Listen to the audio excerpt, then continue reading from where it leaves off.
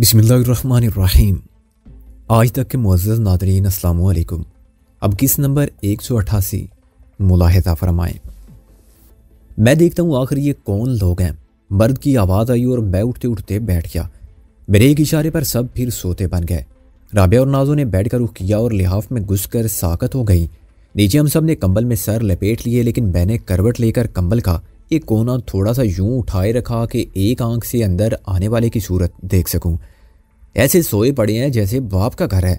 मर्द की आवाज़ सुनाई दी। उसके साथ ही वो दरवाजे के फ्रेम में नमूदार हुआ। रोशनी उसके चेहरे पर मुकाबिल की दीवार खिड़की से पड़ रही थी। एक अध खुली आंख से मैंने उसका पूरा चेहरा देखा और मुझे यूं लगा जैसे खून मेरी रगों में मुंजमद हो चुका है।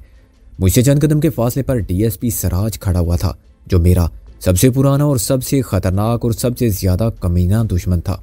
इसी शख्स ने मुझ पर सफाकाना मुलाजिम से मेरे मसाइब के दौर का आगाज किया था, और तब मैंने जाना था कि इंसानों की दुनिया में कितने शैतान सिर्फ दरिंदे चेहरों पर नकाब डाले फिर रहे हैं, जो आदमी नजर आते हैं लेकिन उनका वजूद आदमियत की तजलील है। इससे पहले मुझे आदमी की फितरत में शामिल नेकी पर कामिल एतमाद था, और मेरी निगाह सिर्फ आदमियत के तकद्दुस को देखती थी। एक बेरहम रात की याद ने मेरे जिस्म पर कपकपी तारी कर दी, और मेरी रूह ने पुराने वक्त के आज़ार को दोबारा उसी तरह महसूस किया। मेरे वजूद में उबलने वाला आतिशफशां फटने के करीब हो गया। मुझे यकीन था कि इस वक्त मेरे हाथ में स्टेन गन होती तो मैं अपने सामने खड़े हुए दुश्मन के जिस्म को छिलनी कर देता। मैंने इंतकाम की सरकश कुव्वत को इसलिए काबू में रखा कि मैंने एक शरीफुल नफ्स बूढ़ी औरत के घर का नमक खाया था, और इस औरत ने हम में से किसी को बेटा कहा था तो किसी को बेटी। वो बड़ी नखुव्वत और बद दिमागी का मुजाहरा करते हुए आगे आया। नीचे झुककर उसने मेरे चेहरे पर से कंबल खींच लिया। उठिए हुजूर, सुबह हो गई है, वो हकारत अमीज तंदिया लहजे में बोला। आपके खादिम नाश्ता लिए खड़े हैं। मैं आंखें मलता हुआ उठा और बेवकूफ़ों की तरह इधर उधर देखने लगा। सराज ने उसी तरह डैडी और मोहसिन के कंबल खींच लिए थे। शर्म आना चाहिए तुम लोगों को, वो बोला। एक रात के लिए जगह मिल गई, खाने को मिल गया, अब दफा क्यों नहीं हो जाते? हम तो रात ही को जा रहे थे सरकार, मोहसिन ने कहा। आपकी अम्मा ने रोक लिया। मेरी माँ? क्या उसने ये भी कहा था कि दोपहर तक इंडते रहना? सराज का चेहरा गुस्से से मसक हो गया। ये होटल है क्या जहां तुमने 24 घंटे का किराया अदा किया है? दोपहर के बाद रात का खाना भी मुफ्त मिलने की उम्मीद होगी ना? उसने बारी बारी हम तीनों की तरफ नफरत से देखा। हमारी बदली हुई सूरतों की वजह से वो हमें पहचान नहीं सका था, मगर मेरी और मोहसिन की एक जैसी शक्लो शबात पर वो हैरान नजर आता था। वो वर्दी में था और पहले के मुकाबले में उसका जिस्म कुछ भारी हो गया था, लेकिन जो चीज़ नहीं बदली थी वो उसकी फितरत की खबासत थी। क्या तुम दोनों भाई हो? वो हमारे मुकाबले एक कुर्सी पर बैठ गया। जुड़वा भाई हो? हाँ जी। मैंने दरवाजे की तरफ देखा और खुदा का शुक्र अदा किया कि सराज की माँ सामने ना थी। उसे मैंने बताया था कि मोहसिन मेरा साला और राबिया का भाई है। तुम झूठ तो नहीं बोल रहे हो? वो बोला। तुम्हारी सूरत इतनी ज्यादा तो नहीं मिलती। बस जी, खुदा ने जितनी मिला दी बिला दी, मैंने आइजी से कहा। बाकी उलिया खुद तुम दोनों ने मिला के एक कर लिया। क्यों? वो बोला। है ना यही बात? एक जैसे बाल, एक जैसी दाढ़ी, बालों का जैसा रंग, ये सब कुछ मुझे कुदरती नहीं लगता। मैंने और मोहसिन ने कोई जवाब नहीं दिया। सराज की नजरें हम दोनों पर जमी रहीं। वह बहुत चालाक आदमी था और अय्यारी उसकी आंखों से टपकती थी। उसकी जिंदगी के शब रोज मुजरिमाना सरगर्मियों में गुजर रहे थे, और इस मुलाजिम में उसका बेशतर वक्त मुजरिमों को समझते और उनसे निमटते गुजरा था। आदमी ज़हीन था, मगर उसकी जहानत बनफी थी। चुनाचे सफ़े अव्वल के मुजरिमों ने खुद ही उसे अपने मजमूम मकासद की तकमील के लिए मौजू समझकर मुंतखब कर लिया होगा। ये औरतें कौन है तुम्हारी, क्या लगती हैं? वो पहलू बदल के बोला। इनमें से एक मेरी बीवी है, दूसरी उसकी बहन है। मैंने कहा, ये इनका भाई नेक मोहम्मद। मैंने डैडी की तरफ इशारा किया। उसने मुझसे जिरा शुरू कर दी। वो सारी कहानी फिर सुनी जो मैं उसकी माँ को सुना चुका था, लेकिन वो मुस्कुराता रहा। साफ जाहिर था कि वो मेरी किसी बात का यकीन नहीं कर रहा था। उसका सलूक हमारे साथ ऐसा था जैसे हम उसके घर में नहीं थाने में हैं, और वो हमसे तफ्तीश पर मामूर है। इन दोनों औरतों को उठाकर मेरे सामने लाओ, उसने मुझे हुक्म दिया। उसके जलील करने वाले अंदाजे तखादुब को नज़रअंदाज करके मैंने राबिया और नाज़ो को उठाया, और मेरे कहने पर वो सराज के सामने आ गई। मेरे अलावा सराज को मोहसिन ने भी शिनाख्त कर लिया था, मगर उसने भी मेरी तरह जज्बात को काबू में रखते हुए उस वक्त तक अनजान बने रहना मुनासिब समझा जब तक कि खुद सराज पहल ना करे और हमारे खिलाफ अमली कदम ना उठाए। राबिया ने भी सराज को पहचान लिया और उसका रंग जरा सी देर के लिए उड़ गया। ये नामुमकिन था कि सराज जैसी शख्स से ये तब्दीली पोशीदा रही हो। तुम इस शख्स की बीवी हो? सराज ने तमस्कर उड़ाते हुए सवाल किया। राबिया ने सर झुका लिया। मुझे उसके इकरार का ये अंदाज नहायत अच्छा लगा, बहुत नेचुरल और बहुत दिल नवाज। बोलती क्यों नहीं? सराज ने एकदम गर्ज कर कहा। तू बीवी है उसकी? खैरातन है तेरा नाम? जी सरकार। राबिया ने बमुश्किल तमाम कहा और उसके साथ खड़ी हुई नाजो सिमट कर पीछे हो गई। और तुम सब कलियान अवान के रहने वाले हो। उसने हम सब की तरफ एक नजर डाली। तू पढ़ाती है गोजर खान में? जी सरकार। राबिया ने मेरी तरफ नजर उठा के देखा। अगर सिराज उससे स्कूल का नाम पूछता तो वो कभी ना बता पाती, लेकिन सिराज ने एकदम हंसना शुरू कर दिया। वो मैं ऐसा ऐसा नर्वस करने के सारे तरीके आजमाना चाहता था। अचानक वो खड़ा हो गया और टहलता हुआ राबिया के बिल्कुल सामने उससे चंद इंच के फासले पर जा खड़ा हुआ। मेरी तरफ देखो, उसने हुक्म दिया और फिर अपने हाथ से राबिया का चेहरा जबरदस्ती ऊपर कर दिया। मेरा चेहरा सुर्ख हो गया और खून की सनसनाहट मेरे कानों में सुनाई देने लगी। बोसी ने मेरा हाथ थाम कर मुझे इंतजार करने का इशारा किया। मुझे तुम्हारी कुछ सूरत देखी हुई लगती है, सिराज ने कहा। कहाँ देखा था मैंने तुमको? मैं क्या बताऊं जनाब, राबिया ने कहा। वाह की खौफ ज़्यादा थी। अच्छा तो मैं बताता हूँ। मेरा ख्याल है कि तुम्हारा असल नाम कुछ और है, गालबन राबिया, और तुम वकील हो, सिराज ने कहा। मेरा दिल एक लम्हे के लिए धड़कना भूल गया और मुझे यूं लगा जैसे राबिया बेहोश होकर गिर जाएगी। मैं एक कदम आगे बढ़ा ही था कि सिराज एकदम पलटा। उसके हाथ में रिवॉल्वर देखकर मैं रुक गया। बज़ाहिर खेल खत्म हो चुका था। अचानक सिराज की माँ दरवाजे से अंदर आई। सिराज, ये क्या हो रहा है? वो चिल्ला के बोली। ड्रामा हो रहा है माँ, वो हंस कर बोला। तुम भी देखो कैसे कैसे किरदार हैं, इनके असल चेहरे देखोगी? अच्छा जाओ अपनी बंदूक उठा लाओ, आज इस्तेमाल का वक्त आ गया है। तेरा दिमाग खराब हो गया क्या? सिराज की माँ ने हम सब की तरफ देखा। जो मैं कह रहा हूँ वही करो। तुम सारी दुनिया को शरीफ समझती हो अपनी तरह, मैं भी तुमको दिखा देता हूँ कि दुनिया क्या है, वो बोला। मैंने नजर उठा के नादो की तरफ देखा। वो सिराज के पीछे पहुंचने के लिए आहिस्ता आहिस्ता खिसक रही थी। जब मैंने तुम्हें पहचान लिया राबिया बीबी, मिस राबिया कारी एडवोकेट। सिराज फिर कुर्सी पर बैठ गया। तो फिर दूसरे चेहरों को पहचानना क्या मुश्किल है? इन दो जोकरों में से कोई भी तुम्हारा खसम नहीं है, मेरा मतलब है कानूनी तौर पर। वैसे तुम जिसे चाहो खसम बना लो। एक तुम्हारा मुवक्किल है सिकंदर वल्द वजीर खान, दूसरा उसका हमजाद यानी मोहसिन हसन खान। दोनों के कारनामों की तफसील सुनाने लगूं तो जमीन से आसमान मिल जाए। ब्लैक शर्ट और बैराम डाकू के कारनामे हीच नजर आए, लेकिन तुम सब कुछ जानती हो तो वक्त ज़ाया करने से क्या फ़ायदा। गीदड़ की जब मौत आती है ना तो वो शहर का रुख करता है। तुमको तकदीर कहाँ ले आई, मेहमान भी तुम हुए तो किसके। सिराज की माँ दो नाली बंदूक के साथ फिर अंदर आई। अपने बेटे की बात से ज्यादा उसे हमारी मुजरिमाना खामोशी ने शकूक में मुबतला कर दिया था। अगर हम सच्चे होते तो तरदीद करते, एहतजाज करते और झूठ को झूठ तो कहते। सिराज ने माँ को आगे आने का इशारा किया। उस वक्त जब वो मेरे करीब से गुजर रही थी, मुझे ख्याल आया कि मैं इसे दबोच लूँ। माँ की खातिर बेटा हम सब को छोड़ने पर मजबूर हो जाएगा और अम्मा को जरगमाल बना के अपनी जान बचा सकेंगे। लेकिन सिराज के रिवाल्वर का रुख हम तीनों की तरफ था। वो किसी को भी गोली मार सकता था। इस जैसे बेटे से यह भी बाइद ना था कि वो माँ की परवाह भी ना करे, फिर खुद मेरे हाथ उस बूढ़ी औरत की तरफ ना उठ सके। और मैंने इंतजार बेहतर समझा। मेरी सारी तवक्कुआत नाजो से वाबस्ता थी। नाजो की पहली कोशिश का नतीजा कुछ नहीं निकला था, क्योंकि सिराज कुर्सी पर बैठ गया था। राबिया उसके दाएं हाथ पर अकेली खड़ी रह गई थी। नादो अब फिर खामोशी से सिरकते हुई सिराज की पुश्त की जानिब पहुंचने की कोशिश में मसरूफ थी और उसके पैर एक एक इंच का फासला यूं तय कर रहे थे कि वो अपनी जगह से हरकत करती हुई महसूस ना होती थी। तुम इस औरत को जद में रखो माँ, सिराज ने राबिया की तरफ इशारा किया। ये जरा भी हरकत करे तो इसकी खोपड़ी उड़ा देना। लेकिन बेटा ये बेचारी तो स्कूल टीचर है, सिराज की माँ ने दबे दबे लहजे में एहतजाज किया। School teacher? सिराज ने कह का मार के कहा।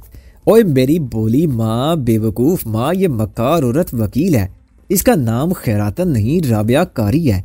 यकीन नहीं आता तो पूछ लो इससे। और ये इसका घर वाला नहीं, इसका यार है, एक बदनाम मुजरिम।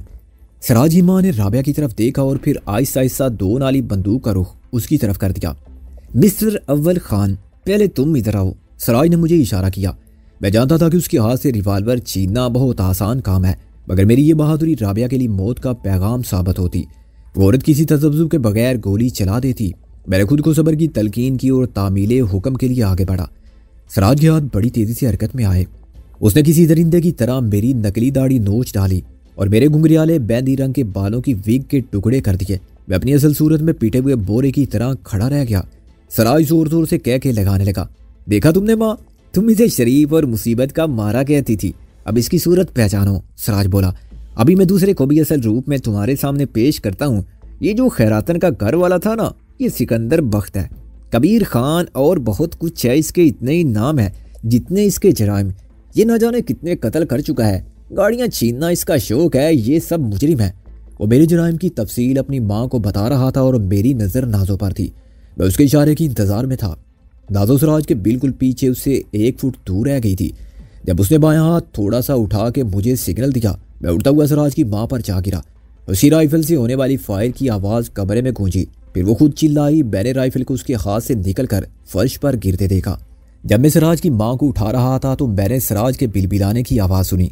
दादो ने उसे कुर्सी समेत पीछे उलट दिया। दादो की नाजुक हथेली के एक वार से डीएसपी साहब का मजबूत मर्दाना बाजू यूं टूट गया जैसे कच्ची लकड़ी वाली शाख। हड्डी के टूटने की आवाज़ खुद मैंने सुनी।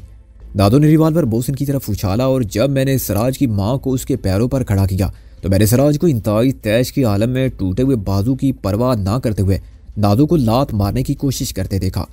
दादो ने बड़ी फुर्ती से उसका पंजा थामा और उसे अपने ही जोर में घुमा कर फेंक दिया। सिराज सोफे पर गिरा और नीचे लटक गया। उसका बाजू कलाई से ऊपर टूटा था और बड़े मुजीका खेज तरीके पर झूल रहा था। सिराज को हैरान होने का मौका तक ना मिला था। उसका असल खतरा मुझसे था या हम तीनों मर्दों से था। उसने राबिया का भी बंदोबस्त कर लिया था, मगर उसने नादो को बिल्कुल अहमियत नहीं दी थी, जो एक कमजोर नजर आने वाली मासूम सूरत, दुबली पतली और दान पान सी लड़की थी। मैंने राबिया को भी अपने करीब कर लिया और तमाशा देखने लगा। सिराज अपनी मर्दानगी पुलिस अफसरी का भरम रखने के लिए आखिरी बार उठा और आहिस्ता आहिस्ता नादो की तरफ बढ़ा। फिर उसने इंतहाई फुर्ती के साथ नादो को टक्कर मारनी चाहिए। नादो सिर्फ तमाशा दिखाने के लिए गोता मार के फर्श पर लेट गई। उसके दोनों पैर लीवर की तरह ऊपर उठे और सिराज उसके साथ ही उठा। नादो ने थोड़ा सा झटका दिया और सिराज हवा में कागजी जहाज की तरह तैरता गया। उसके दीवार से टकराकर गिरने की आवाज़ पर उसकी माँ चिल्लाई, क्योंकि सिराज बेहिस्सो हरकत पड़ा था। छोड़ दो, खुदा के लिए मेरे बेटे को छोड़ दो बेटी, मैं हाथ जोड़ती हूँ तुम्हारे सामने। उसने दाढ़े मार मार कर रोना शुरू कर दिया। मैंने तुम्हारे साथ कोई बुराई नहीं की, अगर कोई नेकी की थी तो उसका वासा। माँ जी, आपके बेटे को कुछ नहीं होगा। मैंने कहा, हम एहसान फरामोश नहीं हैं। अगर हम आपके मेहमान ना होते तो आज डीएसपी साहब को जरूर साथ ले जाते। इसका हाथ टूटा है, 10-15 दिन या महीने में ठीक हो जाएगा। बेहतर होगा कि आप हमारे आने और जाने के मुतल्लिक किसी को कुछ ना कहें। सिराज कह सकता है कि वो गिर गया था जिससे उसका हाथ टूट गया। जैसे ही मैंने उसे छोड़ा वो चीख मार कर सिराज की तरफ लपकी और उसका सर अपनी गोद में रख कर रोने लगी। मोहसिन ने आगे बढ़कर रिवाल्वर उठाया। उस माँ का सारा गुरूर खाक में मिल गया था, जो हर बात पर अपने बेटे का हवाला देती थी कि वह ज़मीन और आसमान एक कर सकता है। उसने देखा कि कम उम्र और कमज़ोर लड़की के सामने भी वो कुछ ना कर सका था। उसकी ममता के जज्बात बेटे को तकलीफ में देखकर दुख बन गए थे, जो आंसू बनकर आंसू से बह निकले थे। तुम सब कमीने बेगैरत हो। ठीक कहता था मेरा बेटा कि तुम सब मुजरिम हो। वो मेरी गलती नहीं, मेरा गुनाह था कि मैंने तुमको मेहमानों की सी इज्जत दी। ये तो वक्त खुद आपको बताएगा माँ जी कि कौन मुजरिम था। मैंने कहा, हम बेइख्तियार लोग थे इसलिए मुजरिम बना दिए गए और दुनिया ने उसकी बात को सच माना जो बाइख्तियार था। मेरी माँ इस दुनिया में नहीं है, अब मैं से किसी की माँ नहीं है। आपने हमें अपने घर में माँ की शफकत दी। एक वक्त की रोटी और सर छुपाने की जगह तो फ़कीरों को खैरात में भी मिल जाती है, लेकिन आपने जिस इज्जत शफकत के साथ हमें घर में मेहमान रखा, उस जज्बे की कोई कीमत नहीं है और आपका ये एहसान हमें हमेशा याद रहेगा। बहुत जल्द बदला दिया तुमने उस एहसान का। मुझे मालूम नहीं था कि इस तरह मेरे घर में चोर, डाकू और कातिल घुसकर बैठ गए हैं, वरना मैं तुम्हें गोली मार देती। तुमने मुझसे झूठ बोला, मुझे धोखा दिया। वो उसी तरह रोती रही। हम मजबूर थे माँ जी। मोहसिन बोला, हम सच बोलते तो सर छुपाने की इस ठिकाने से भी महरूम हो जाते। हम तो शायद सर्दी, भूख और थकान सब बर्दाश्त कर जाते, मगर यह लड़की जरूर मर जाती। आपने इसकी हालत देखी थी। अच्छा था मर जाती, जी के भी क्या करेगी ये। अगर इस उम्र में घर से निकल के ये तुम जैसे बदमाशों के साथ इस किस्म के धंधों में पड़ गई है। वो बेटे का टूटा हुआ हाथ उठा के बोली, देख राफा, क्या हाल किया तूने मेरे बेटे का। कितनी भोली लगती है सूरत से नागन। अगर आपके बेटे ने भी हमारे साथ यही सलूक किया होता जो आपका था, तो हम इसे भी सलाम करके रुखसत होते, मगर इसने तो हमें जेल पहुंचाने में कोई कसर नहीं छोड़ी थी। मैंने कहा, यही काम है इसका। तुमको जेल ना पहुंचाता तो क्या मेहमान बना के रखता। औरत चिल्लाई, लेकिन हम इस तरह गिरफ्तार नहीं हो सकते थे। मैंने कहा, जब तक हम बाहर थे तुम्हारा बेटा और इस जैसे बहुत से हमें ना पकड़ सके। जब हम अपने पैरों से चलकर खुद इसके घर में आ गए तो हमें गिरफ्तार करने में कौन सी बहादुरी है। ऐसी बहादुरी का मुजाहरा हम करते माँ जी, तो क्या ये घर आपके बेटे के आने तक महफूज रहता। मोहसिन बोला, ये लड़की जिसने साहब बहादुर को 2 मिनट में चित कर दिया कि आपसे बंदूक नहीं छीन सकती थी। जो कुछ आपने दिया वो हमने शुक्रिया के साथ एहसान समझकर कबूल किया। हम आपको और आपकी खादमा को बंद करके जो चाहते खुद ले सकते थे, और आपका बेटा घर लौटता तो उसी तरह पकड़ा जाता जैसे चूहे दान में जाकर चूहा पकड़ा जाता है। हम ताला तोड़ के घर में नहीं घुसे थे, हालांकि हमारा ख्याल था कि घर खाली है। हमने इसी गैराज को काफी समझा था। मैंने कहा। सिराज कराने लगा, मैं तुमको छोड़ूंगा नहीं। इस घर के बाहर हमारी और तुम्हारी खुली जंग है डीएसपी साहब। मैंने कहा, जंग में ना तुमने कभी रियायत की है और ना हम करेंगे। हम भी तुम्हें नहीं छोड़ेंगे। अगर कभी तुम्हारी जान बख्शी हुई तो इस माँ की दुआओं के तफैल होगी जिसका तुम एक ही सहारा हो। अगर कभी तुम्हारी जान बख्शी हुई तो इस माँ की दुआओं के तफैल होगी जिसका तुम एक ही सहारा हो, और जो तुम पर इस तरह नाज करती है जैसे हर माँ करती है। हम इस रात की मेजबानी और इस सलूक के बदले जो तुम्हारी माँ ने हमारे साथ किया, सिर्फ एक बार तुमको जरूर छोड़ेंगे। ख्वाह इस वक्त तुम्हारी जान लेने के लिए उंगली को थोड़ा सा हिलाना ही काफी हो। सिर्फ एक बार सिराज, दूसरी बार कोई वादा नहीं। तुमको एक मौका भी नहीं मिलेगा। सिराज ने इस्तेमाल में गालियां देते हुए अपनी माँ की मौजूदगी का और 2 खवातीन का लिहाज भी नहीं रखा। एक मौका तो इस वक्त भी हमारे हाथ में है, मैंने कहा, लेकिन हम इसको मौका शुमार नहीं करते क्योंकि हम इस घर में खुद को अब भी मेहमान समझते हैं। नीयत बदली है तो मेज़बानों की। हमने तो वो रिवायत भी सुनी है कि बेटे ने घर में मेहमान होने वाले बाप के कातिल से भी इंतकाम नहीं लिया था। फिर मैंने मोहसिन से रिवाल्वर ले लिया। तुम सामान गाड़ी में रखो। उस्ताद, तुम गैराज में से बाकी सामान ले आओ। कौन सी गाड़ी में? मोहसिन ने कहा, जो भी घर में हो। मैंने कहा, हम सामान सर पर उठा के खवातीन के साथ पैदल तो नहीं जा सकते ना। डीएसपी साहब हमें अपनी जीप की चाबियां देने से इनकार नहीं करेंगे। मैं तुमको चाबियां दूंगा, सिराज ने चीख कर कहा। बेख्याली में उसका टूटा हुआ हाथ हिल गया था। अच्छा, हम खुद ले लेंगे, मैंने हंसकर कहा। राबिया, डीएसपी साहब को फर्स्ट एड दो। मोहसिन के साथ टैडी भी निकल गया। वो बाकी सामान का मतलब समझ गया था। राबिया आगे बढ़कर घुटनों के बल सिराज के पास बैठ गई। मैं इस हाथ को सही तरह से बांध देती हूँ ताकि तकलीफ ना हो, वो बोली, और हिलने जुलने से ज्यादा खराबी ना हो। बाद में तो आप प्लास्टर करा ही लेंगे। औरत ने कुछ नहीं कहा और खामोशी से बहने वाले आंसुओं को दुपट्टे के कोने में जज़ब करती रही। सिराज शदीद गुस्से और एहसास जिल्लत और शिकस्त का शिकार जख्मी सांप की तरह फुनकारता रहा और अपनी आंखों से जहर बरसाता रहा। मुझे 2 सीधी लकड़ियां चाहिए, पतली और छोटी, तकरीबन 6 इंच की, राबिया ने मुझसे कहा। सिर्फ सिराज को मुतासर करने के लिए मैंने हाथ के वार से उसी कुर्सी के टुकड़े किए जिस पर सिराज बैठा हुआ था। मेरे हाथों ने यह काम उसी महारत और सफाई से किया जैसे कसाई के हाथ हड्डी पसली को बारी छुरे के वार से काटते हैं। 2 मिनट से भी कम वक्त में मैंने राबिया को उसकी ज़रूरत के मुताबिक 2 लकड़ियां फराहम कर दी। उसने टूटे हुए हाथ को बराबर किया और हड्डी को अंदाजे से बिठाया, फिर ऊपर नीचे दोनों लकड़ियों को मुतवाजी रखा। अब उसे पट्टी की ज़रूरत थी। सोचे समझे बगैर उसने अपना दुपट्टा अलग किया और सिराज की कलाई के गिर्द मजबूती से लपेटने लगी। सिराज बहुत तकलीफ में था, फिर भी वो राबिया की ये नेकी बर्दाश्त ना कर सका। इसे अपना दुपट्टा दे दो माँ, वो कराते हुए बोला। माँ ने उसकी बात का मतलब कुछ गलत लिया। उसने अपना दुपट्टा राबिया के सर पर डाल दिया।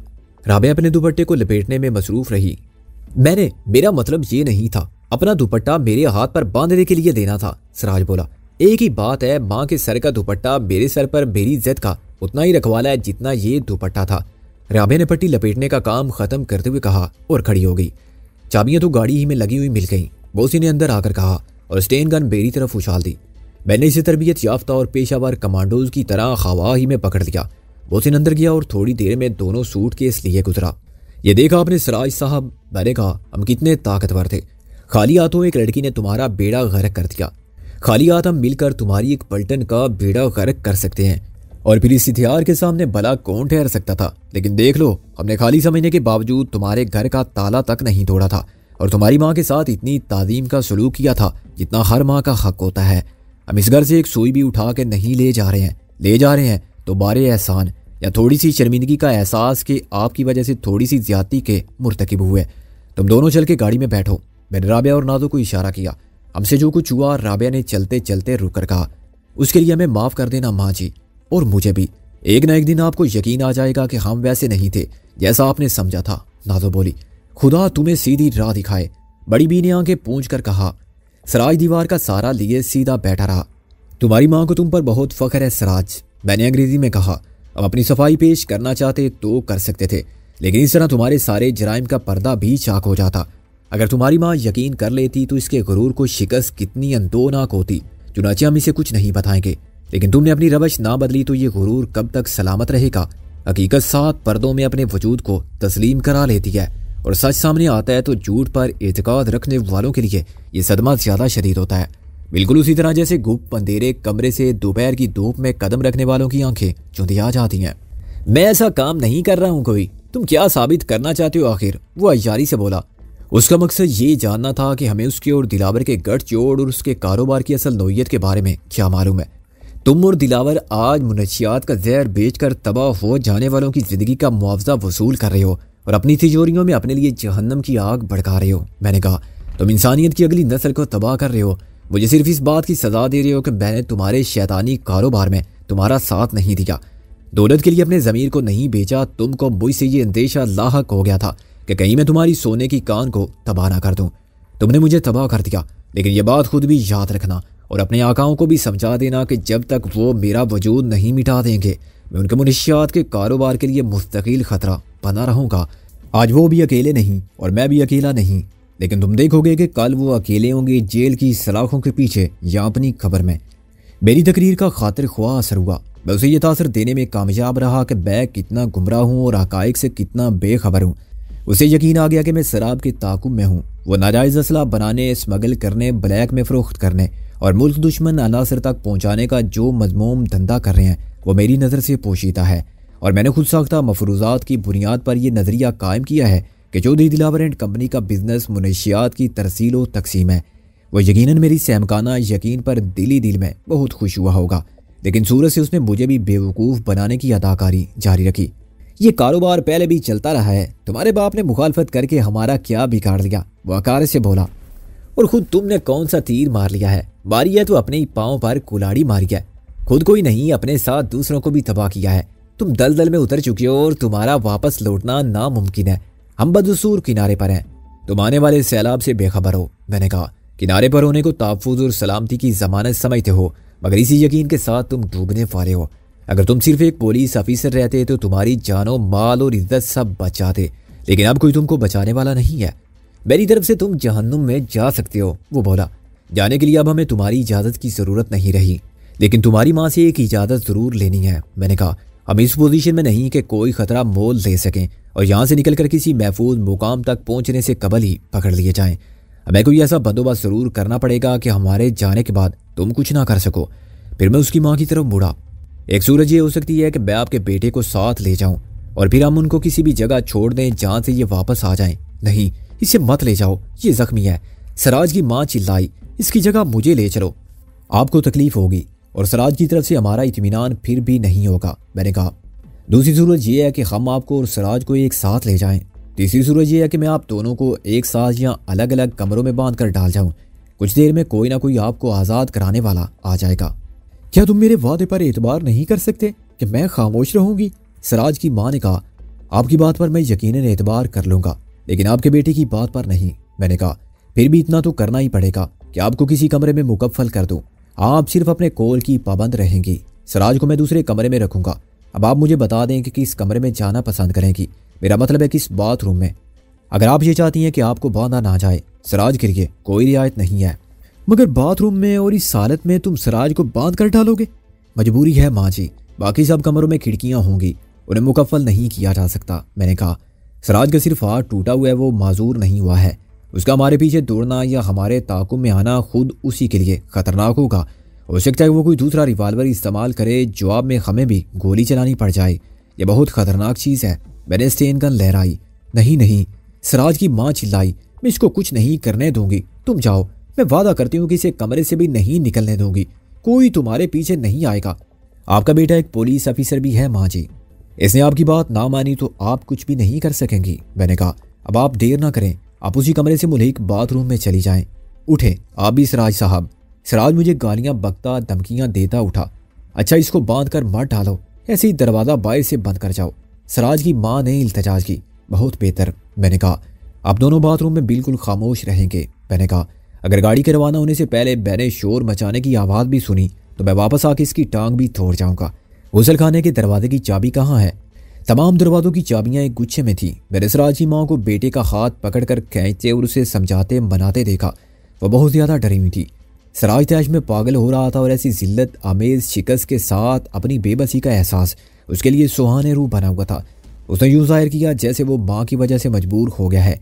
यह खुद अपनी नज़र में और दूसरों की नज़र में इज्जत नफ्स को मज़ीद मजरूह होने से बचाने की फजूल कोशिश थी। मैंने दरवाजे को कफल लगा के तमाम चाबियां एक बेज की दराज में डाल दी ताकि खादमा भी शोर पर मुतवज्जो होकर आए तो फ़ौरन दरवाज़ा ना खोल सके। चाबियां तलाश करने या दरवाज़ा तोड़ने में जितना वक्त लगता वो हमारे लिए काफ़ी था।